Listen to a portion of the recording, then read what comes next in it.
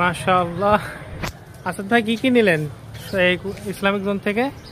যেখানে এসে মোটামুটি ভালো লাগলো। জিনিসপত্রগুলো আছে, দামি দামি জিনিসপত্র পাওয়া যাচ্ছে, কিন্তু মনে হচ্ছে তুলনামূলক দামটা একটু বেশি নিচ্ছে আর কি। তবে জিনিসগুলো ভালো, পছন্দসই ভালো। আপনি নিলেন কি কি? এই যে মাথায় একটা লাল টুপি দেখছি, একটা টুপি নিলাম আর হচ্ছে একটা আবায়া নিলাম। যাক মাশাআল্লাহ। কিন্তু আসাদ ভাই দুঃখজনক বিষয় হচ্ছে এত সুন্দর একটা কুষ্টিয়া ইসলামিক জোন, পাশে যে একটা গরু, এটার ব্যাপারে আপনি কি বলবেন? এটার ব্যাপারে আসলে কিছু বলার নাই। এই জায়গাতে এটা কি মানালো?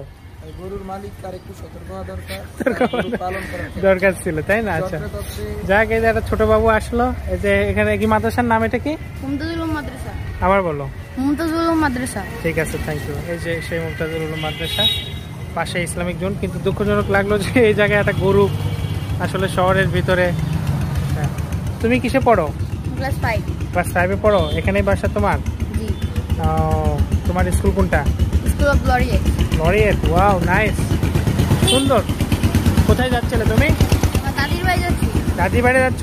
ঠিক আছে, তোমাকে রেকর্ড করলাম। হ্যাঁ ঠিক আছে, থ্যাংক ইউ।